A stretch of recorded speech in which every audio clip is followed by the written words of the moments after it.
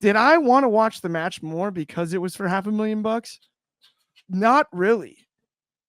But I did find it hysterical because the Young Bucks, considering they lost their EVP titles, seemingly might need the money. And that made me want to watch the match more because of the comedy of that. And so, there's been a lot of talk about like, who cares about the $500,000? And I'm like, well, a lot of people care about $500,000. I don't know necessarily if they care about the $500,000 in this match per se, but given the storyline with the Bucks, I enjoyed this one. Now, of course, we've got another $500,000 match book coming up, so I'm not so sure about that one myself. Bucks got away with about $490 because it looks like they lost about $10,000. Yeah. And they got likely they got to pay taxes on that one. That's all I'm saying. We've got BJ Dixon also with What's Good, Gentlemen. Enjoyed Dynamite. And then the Atomic Merc Monster shout out. Tony Storm. That is all. Yes, no doubt about it. And then numero one Superfly with So Does That Mean Garcia's Dance is gone? We're getting to that. Jeez Louise. Right. You're early.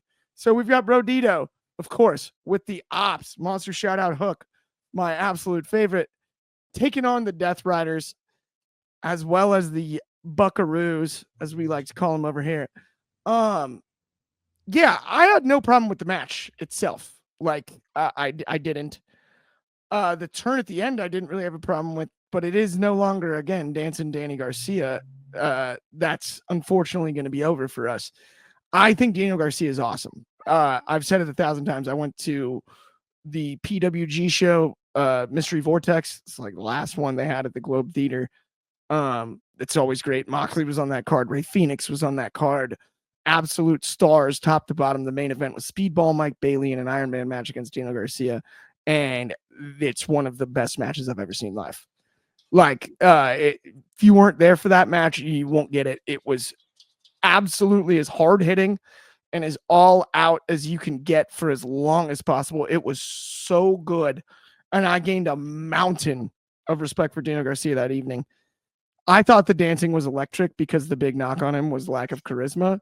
But now it's time to lift the veil and remind you that he's Sabre Jr.-esque in the way that he can limb target and absolutely choke you unconscious or whatever it is at any single moment, submissions-wise, and he's a technical wizard. Dez, I'm going to start with you here. Garcia joining the Death Riders, what do you think it means for the group? I actually was under the impression that the end of the Death Riders was imminent. Does not necessarily feel to be the case. Obviously, earlier in the program, I also mentioned my idea about potentially splitting into two groups. What are your thoughts on all of this? I've now asked you a number of questions, so don't hesitate to answer only some of them, and you can get back to the others. All right.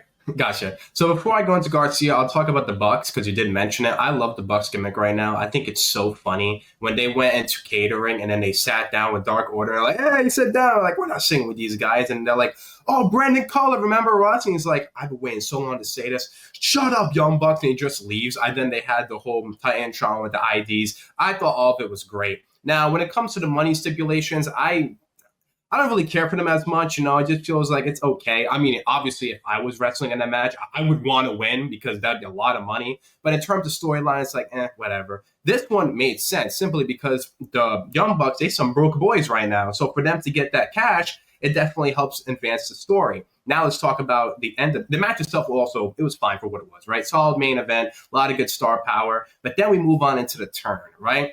This, for me, was the right call because even though Daniel Garcia, was getting over with the dance, right? I even went to Full Gear last year, saw him win the TNT Championship. Crowd was going nuts, and it was great to see.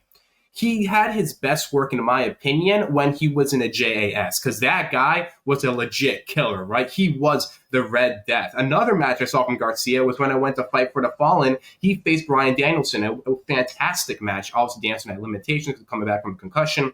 But Garcia proves that, he's a serious dude. And when it came to the Death Rider storyline, I'm like, all right, there's really no reason to care for them, right? We got Mox, we got Darby, and then after that, I don't know what's next. You add Garcia into the fold, it makes him more interesting. I just hope it's not too little too late because this was something that Danielson did vouch for back in the day when the Blackpool Combat Club was a thing. They wanted Garcia to be part of the group. So I hope they can capture that same magic with the Death Riders and really elevate this group. Even though they're already a main event scene, they're not getting a lot of wins. So for them to be seen as a serious threat, I hope Garcia can elevate himself and really be the top heel in AEW.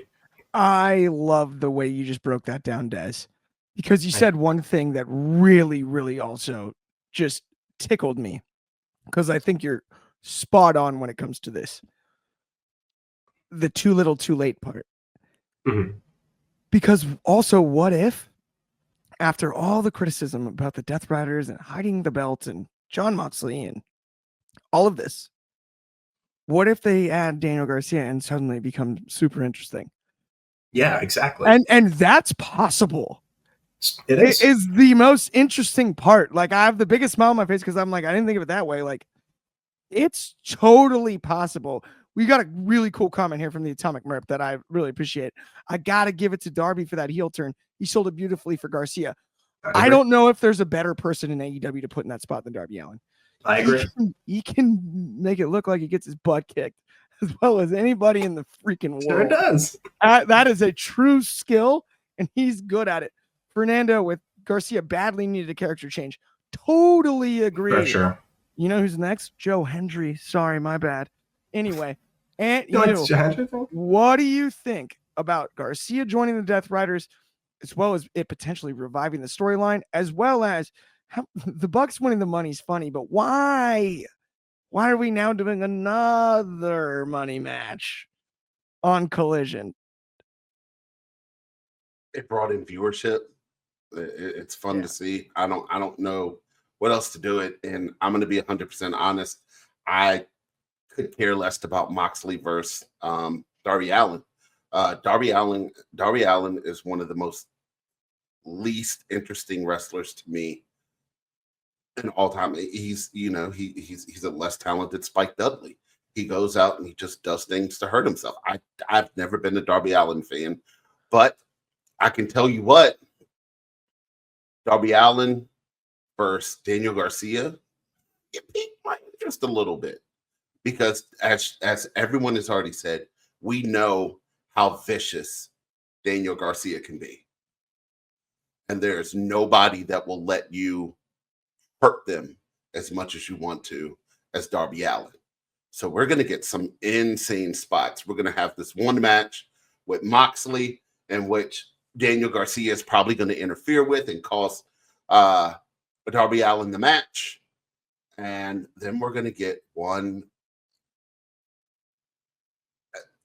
As you look down the history books, as you reflect 10, 15 years down the road, Darby Allin versus Daniel Garcia may be one of the best AEW rivalries to come out of it. I don't mind that. And like, I can see it, and they can have a slugfest every time, because Garcia actually wrestles better as the bigger man. I mentioned that speedball match. He's the bigger man in that one too. Darby can be similar, right, as far as size and be the more agile guy. And Garcia operates really well in that role, one-on-one. And so I like that one. And I also like the idea of Garcia being alongside Moxley.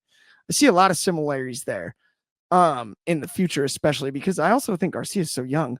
You know, Mox was leaner in his earlier days. I can see Garcia being more stylistically closer to Moxley as he ages into his 30s.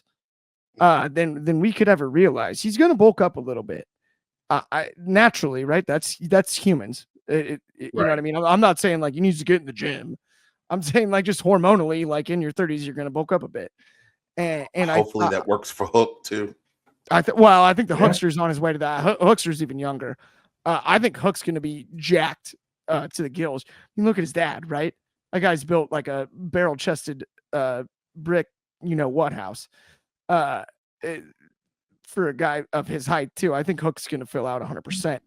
And we've got the Atomic Merp here with agreed Clark. Believe, yes, no doubt about it.